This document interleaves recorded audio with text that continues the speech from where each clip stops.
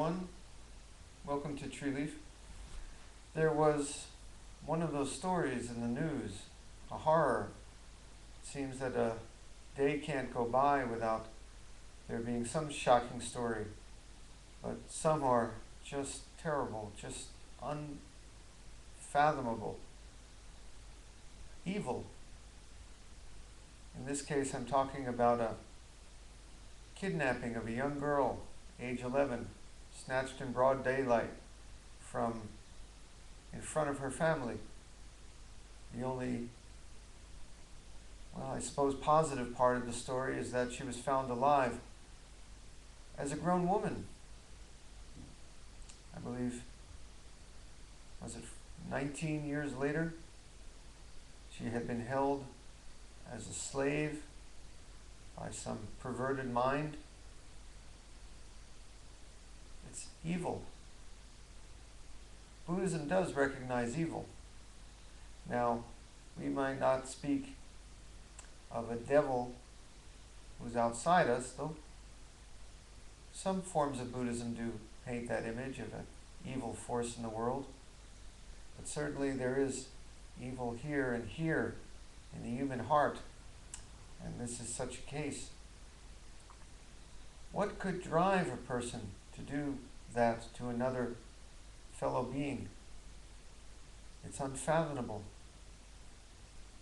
But Buddhism does understand the disease, the greed, anger, and ignorance, the pain, the emptiness, the blackness within the human heart that can drive a person to do such things. Now, we don't excuse the person who did this. We don't think that he should be left free for sure. This person needs to be put away where he will never harm another person again. And perhaps society, perhaps the family of the victim herself, has a right to see this person put in jail, punished. We are responsible for our actions. The Buddha said, on a cosmic scale, we are responsible for our actions, that there is a debt to be paid, karma. But in society as well, there is a debt to be paid. We do not escape from our actions. But yet, in another sense, and it's important you understand how this is said, the true culprit here is the greed, the anger, the ignorance, the hate, the violence in this person's heart. In a sense, he too is a victim of this, as much as the girl.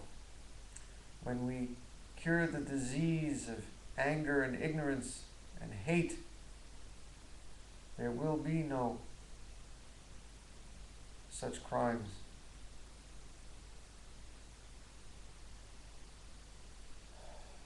I'm at a loss for words. What did the little girl do to deserve this?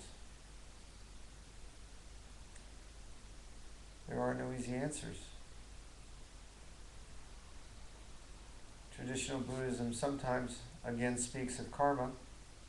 Perhaps there was a debt to be repaid by this child, her family, stretching back to past lives. I don't know about that. That never rang true in my heart.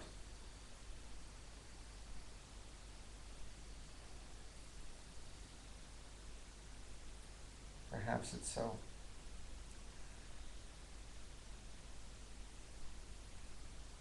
Buddhism does speak of cause and effect, that nothing happens without a reason. That's a little easier for me to grasp, even if I can't perfectly fathom the reason.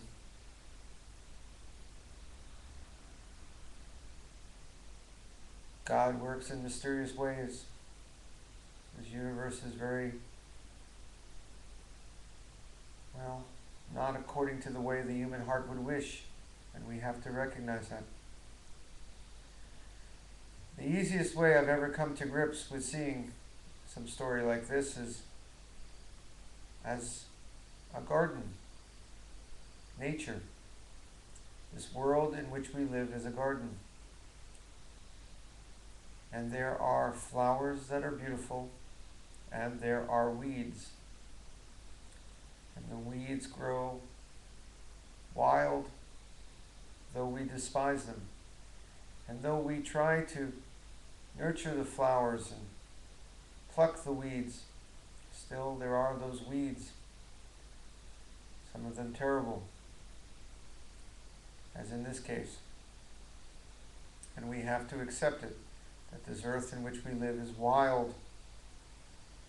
In many ways it's beautiful, but in some ways it's ugly. When the human heart can embrace it all, we find a world that's a jewel with flaws, but a jewel nonetheless. And we just must accept that. Perhaps this girl did nothing to deserve this.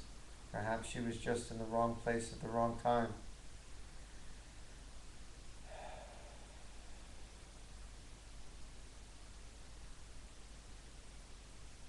But the day that we can remove from this world greed, anger and ignorance, violence, make a world in accord with the precepts, this kind of thing won't happen again.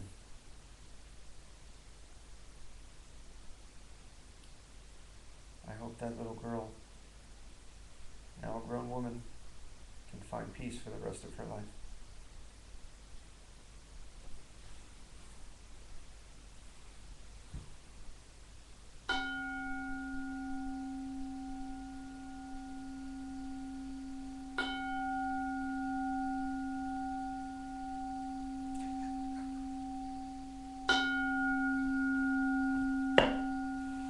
It's so sad.